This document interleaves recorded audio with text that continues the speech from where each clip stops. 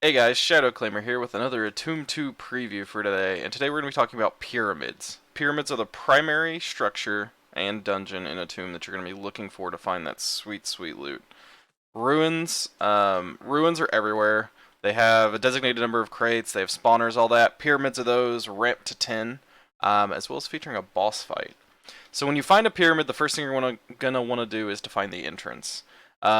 All four sides from this side are pretty similar, and it can be a little difficult to try to pinpoint exactly where the entrance is, and I'll show you a couple tips. The big problem you're going to want to watch out for is these buggers dropping in on top of you while you're attempting to dig around the pyramid, or at night, which it looks like we're getting to, the undead as well. So typically what I do is I break down through these, I pick one side, and about 10 blocks down, yep, there we go. I got lucky and it was the first attempt here. About 10 blocks down you'll find an extension of the limestone that goes out, and that kind of tells you that that's where the doorway is. So we'll break through here, and we'll dig down here, and sure enough, we enter the Atrium of the Pyramid. The Atrium of the Pyramid has a series of spawners. There should be 2 of them, and they're usually undead, although I believe Stone Guard are a possibility. As well as a bunch of unlit torches. I also advise closing the door behind you. I've gotten myself killed a few times doing that. Unlit torches, if you were holding a flint and steel or a torch and you right-click, lights. And you will find these all throughout the pyramid, so you can go around and relight everything up without wasting your torches if you want.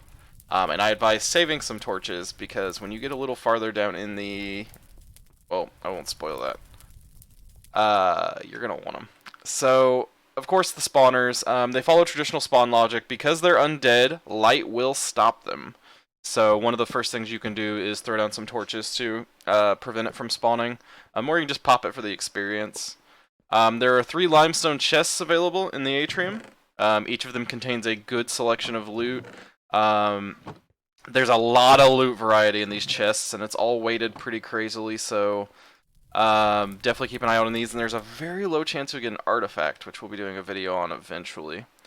Then you're going to want to go to the back of the room and drop down into the maze, which is the 2nd floor.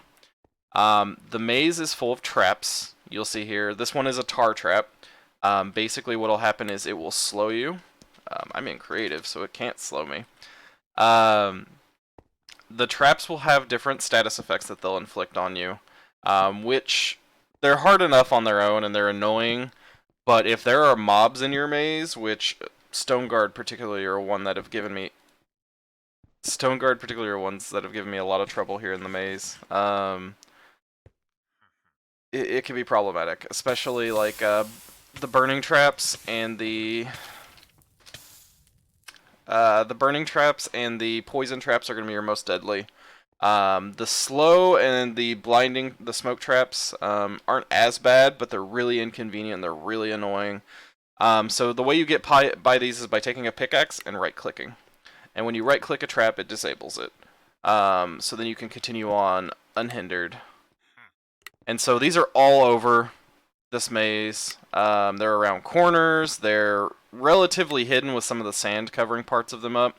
And if you come flying through this maze, it's really easy to not only get lost in it, but take a lot of damage from traps before you even get down. And if you follow through the maze, eventually you'll find one of 2 ways down. There's 2 exits that lead down to the bottom floor of the pyramid. Now this one is also full of traps, including arrow traps, which, as their name suggests, shoot arrows at you. You want to be really careful navigating down here, light some torches.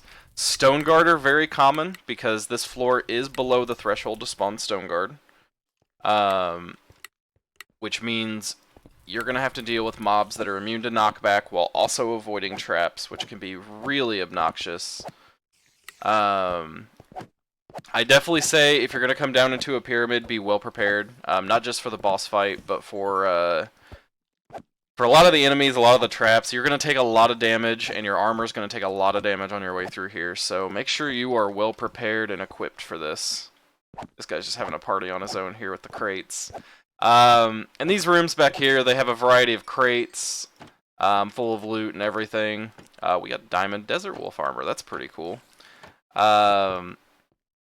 There's a limestone chest available, some loot in it here. Just lots of loot available in these. A lot of it is junk loot, but there's the chance for some really good stuff out of this, and there's some stuff you can only get out of chests in Atum, so it's always good to come loot these rooms and make sure you get everything. Once again, there's more side rooms with loot.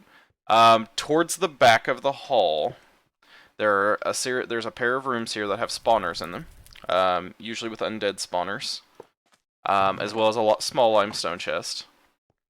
And this is mirrored on the opposite side, so both sides are exactly the same. And both sides come together to coalesce in this room, which is the Pharaoh's room. The Pharaoh's room has a lot of traps, so I highly advise, before you even begin this mess, that you stop and disable all the traps.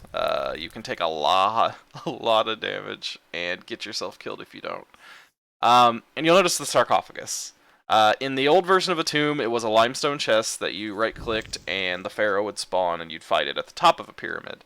We decided to go with something different for Atum 2, which is a sarcophagus at the bottom of the pyramid. And you now have to place what we call royal torches. Or Pharaoh torches or royal torches, either or. These torches are crafted with a gold bar and coal to make 4, or you can find them through loot chests. I would advise making them before you come out here, although I have been able to keep a constant supply by looting various crates and chests on my way down. When you've filled in these 4 spots with torches, usually there's a couple already to give you kind of an idea of what you need to do, you right-click. And by doing such, you summon the Pharaoh. The Pharaohs come in a variety of variants. This one here, we have a follower of Montu. And Montu's Pharaoh's special ability is as he hits you, he will gain damage. And if he hasn't hit you for so many seconds, his damage bonus will pull back. And as you can see, the Pharaoh's got a lot of health. They sit at 300 health. They have a lot of health. They hit really hard. They have a little bit of knockback immunity. And every time they take so much damage, they'll summon mummies. They also have an inbuilt regen, so you can't just fight them halfway, leave, and come back. They will probably be regened back up by the time you get back. The mummy thing is a bug, I swear. And functionally the idea... Here, you know what? For this last bit, let's get myself killed.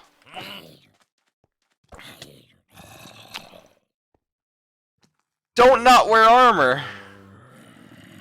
I won't spoil what it is when you defeat the Pharaoh.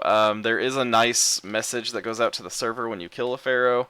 And you get to loot his sarcophagus, which has a really good loot table for it and a lot of stuff available.